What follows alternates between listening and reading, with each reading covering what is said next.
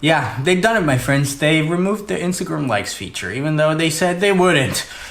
And a lot of people have expressed their fierce concerns towards me, what's gonna happen, stuff like that. So let me tell you my stance on the whole influencer world, how that's gonna affect them, what's gonna happen. Maybe they're gonna be dead after all. But more on that after the intro, actually.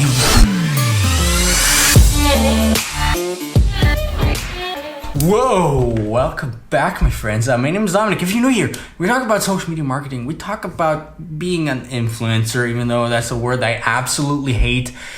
Or let's just say we talk about how to build your influence to, build a personal brand, to do cool things with it. Anyway, today we're talking about the latest news, and I did an update video where it was just a rumor about a week ago where there was this woman finding out in the code of Instagram that they're gonna remove the likes feature. Right, so Instagram said 1 week ago, by the way, they said, oh no, we're not gonna test that. It's just in our heads. We just put it in the codes, but we're not gonna test it yet, right? So don't worry about it. So guess what? A week later, they're testing it in Canada. Well, first of all, that shows us, how Instagram acts in a way. A week ago, they said, no plans of testing it yet. We're just exploring it in our heads. All of a sudden, yeah, it's gonna roll out in Canada. Yeah, if you like it or not, it just shows us that they're not gonna be too honest with us. But for what reason? Why? There's no problem if they say, yeah, we're gonna test it. So, in my opinion, running a marketing agency, in the whole world, having to do with startups and other companies, there's something wrong in the management, I guess. But, we're not gonna talk about that right now. So apparently there's a huge shift going on in the whole social media world, at least on the Facebook platforms, Facebook and Instagram. There was a conference, Mark Zuckerberg and all these people, they said, okay, yeah, we're gonna change it a little bit more towards being private, have a little bit more of a one-on-one interaction going on, stuff like that. So apparently they know that there's things changing. Apparently know that, some things might actually be bad for users, maybe for, kids, stuff like that. I did a video about that here probably, or here, I just don't know. I never know. So apparently they know there's changes in their user behavior and they want to stop it probably. They don't want to be a sinking ship like MySpace. Even though that's the best platform ever, still stand after that. Coincidentally, they're wanting to remove the likes on Instagram, which I don't know if you're too young to remember, but on MySpace, there were no likes. There was picture comments. And boy, let me tell you the excitement waking up in the morning, logging onto MySpace, seeing new picture comments. Magenta color, I still remember it. I get goosebumps. Anyway, I'm still on MySpace. So if you find me on MySpace, please leave me a picture comment. So what's gonna happen to the whole influencer community when this whole feature is being rolled out globally? No one being able to see likes anymore except for the person uploading. And apparently Instagram has thought about that themselves, because I also woke up to a thing called creator account. I didn't know about that myself. I probably must have slipped. But before that, you could have a regular account, a personal account, no analytics, nothing, and a business account, right? You had a business account, you had to specify, okay, I'm a personal blog, I'm a whatever. And then you had the chance to, look into your analytics, stuff like that. There's been some controversy going on about, okay, if you change towards a business account, they might compromise your reach, whatever.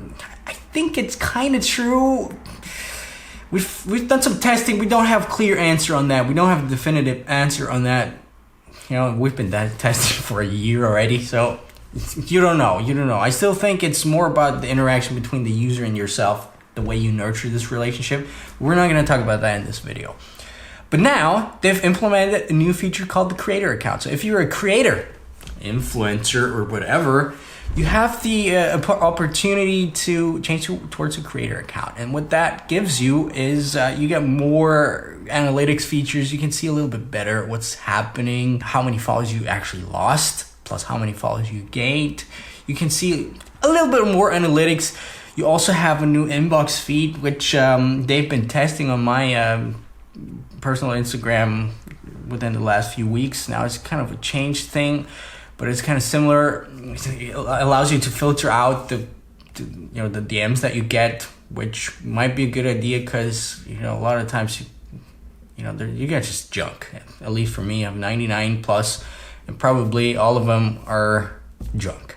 So the real people that actually want to reach out to me don't have a chance a lot of the times, which is, apparently a lot of bigger people must have this problem a lot more. So, so it's probably a good thing. Anyway, they also have the analytics feature thing going on. You can now log on to your computer, and there's like a tool on Facebook or whatever where you can watch your analytics on the desktop. I don't know if that's a new thing. I just found out about that myself. So obviously they're trying to change things up for creators. They're trying to make things better for creators. And maybe that's a good thing. Now, let me tell you what I think the influencer world is going to become. I think this whole thing is not that bad. I said in my last video, I don't think it's that bad. It's a little bit different. Of course, we're humans. We always like to complain if things are different because we just like to have our habits, stuff like that.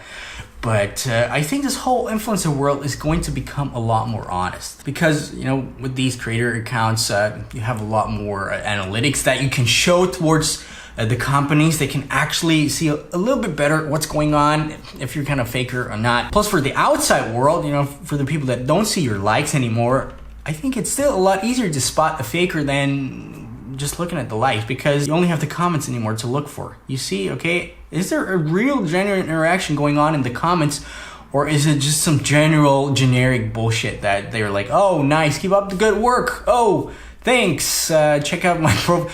Or I like this picture, stuff like that. Of course, there's gonna be some people that actually genuinely want to say that, but you could see a pattern of people. And we're gonna do, by the way, a profile review, a very extensive profile review next week. We're gonna have to change the scheduling a bit.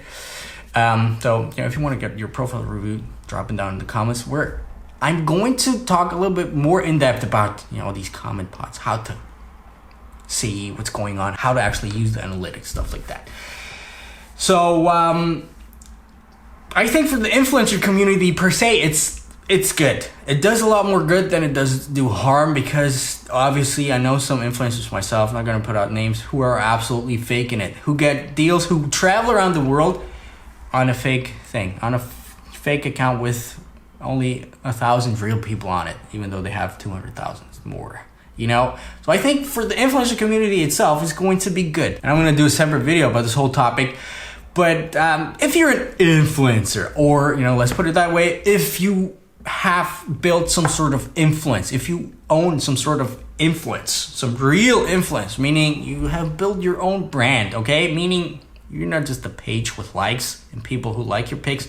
You have a brand. You've maybe even got some kind of a tribe. So if you have some real influence, meaning people are actually interested in what you do, as opposed to just seeing your pictures, you're a lot better off to use this whole influence for your own good. And there's a huge difference going on. At least I notice it myself. Of course, I use my influence for my business as well. You guys know that. I have a business, I have a marketing agency, other things. And for example, I made a video a week ago or something about how I made about $10,000 by just putting up one Instagram story. Use my influence for myself. It didn't take away my integrity. That's just it. As opposed to, getting $250 for a picture that I put up there. That's going to take away a lot of my integrity because I'm just a marionette jumping around for the brand. Like, oh, look at this nice wallet. Buy this wallet. I love this wallet. I can buy it into it. Nothing's gonna happen. Same with affiliate marketing. I think I'm good. This is kind of a little bit of a rant here, but same with affiliate marketing. Okay, a lot of people say, okay, start doing affiliate marketing, stuff like that. And I think it's okay if you kind of do it on the side for some coffee money, or whenever it's gonna get a little bit bigger. Good. But for example, I have a affiliate video somewhere hidden. You probably know what it is, whatever. I'm gonna be honest with you. I get about $200 to $250 per month for this video, okay?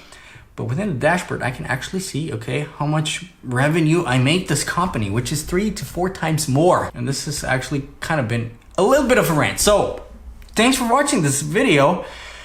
Before becoming an influencer, think about that, my friends. Think about using the influence for yourself. We're gonna make a lot of videos about this whole topic because I think it's kind of relevant at that point. And don't be alarmed if the likes are gone. Maybe it's good. I think it's actually good. It's just gonna be a little bit different, but different is actually good. Anyway, if you're new here, don't forget to hit that subscribe button. Thanks for watching, my friends. Talk to you in a couple of days. Good night. What? It's such a hopeless situation.